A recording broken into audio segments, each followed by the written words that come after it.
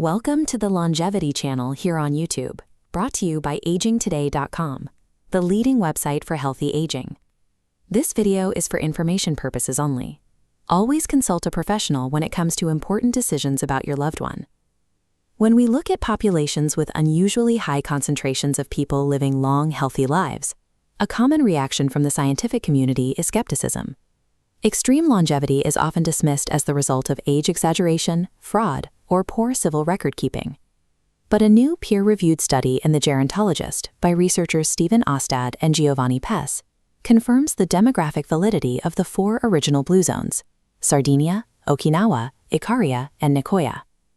This image shows an Italian parish birth registry. Researchers validate ages by cross-checking civil birth, death, and military records using established methods of gerontological demography. Cases that cannot be conclusively validated across multiple independent sources are excluded, ensuring the statistical robustness of reported longevity. The observation that these longevity patterns are declining in places like Okinawa indicates that extreme healthy aging depends on specific environmental and behavioral factors, rather than a permanent genetic trait. The standard public health approach to replicating this kind of active aging relies on universal recommendations from the World Health Organization. These suggest that older adults engage in 150 to 300 minutes of moderate aerobic activity every week. However, data from the National Health Interview Survey shows that only 38.4% of adults aged 65 and older actually meet this standard. While this target is effective for public health monitoring, it creates an exclusionary threshold in community settings. Adherence frequently fractures along lines of income, education, and disability status. Older adults managing multimorbidity, frailty, or a chronic fear of falling often find continuous blocks of aerobic exercise impossible. These barriers are frequently compounded by unsafe neighborhood environments. Inactivity in these populations rarely stems from a lack of willpower.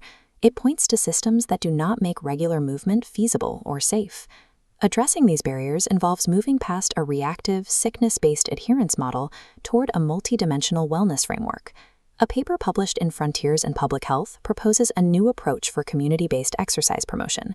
This diagram shows the primary clinical objective of their model. It replaces the pursuit of exercise minutes with functional preservation. Functional preservation focuses on the capacity to perform essential daily movements that support independence. The goal is to ensure an older adult can stand up, walk safely, and participate in social life. Clinicians monitor this through measurable indicators such as lower limb strength, grip strength, and the patient's confidence in going outdoors. Standard clinical tests, like the 5x sit-to-stand test, serve as accurate predictors of survival capacity. These results often provide more meaningful health insights than aerobic volume for community-dwelling adults. Protecting the functional abilities needed for independent living is the essential prerequisite for active aging and serves as the anchor for the intervention. For frail populations, the first operational step is microdose exercise, used as an accessible behavioral entry point.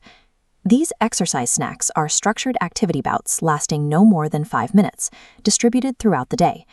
Examples include chair-assisted sit-to-stands or marching in place.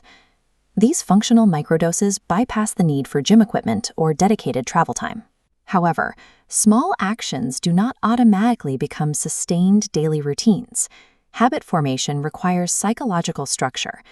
This leads to step 2, the application of behavior change techniques, or BCTs. This step relies on the COM-B model, which recognizes that behavior depends on the combination of capability, opportunity, and motivation. Specific BCTs, like action planning, graded tasks, and self-monitoring, provide the behavioral scaffolding to translate microdoses into automatic habits. Combining microdoses with BCTs redefines the intervention. It makes movement an integrated part of daily life rather than a grueling test of motivation. A report from the ICAA Wellness Think Tank demonstrates that physical wellness cannot be sustained if social and vocational wellness are ignored. This brings us to step 3, social prescribing. This connects individuals to non-clinical, community-based services. Prescribing a community gardening group or a Tai Chi class embeds movement into a social role.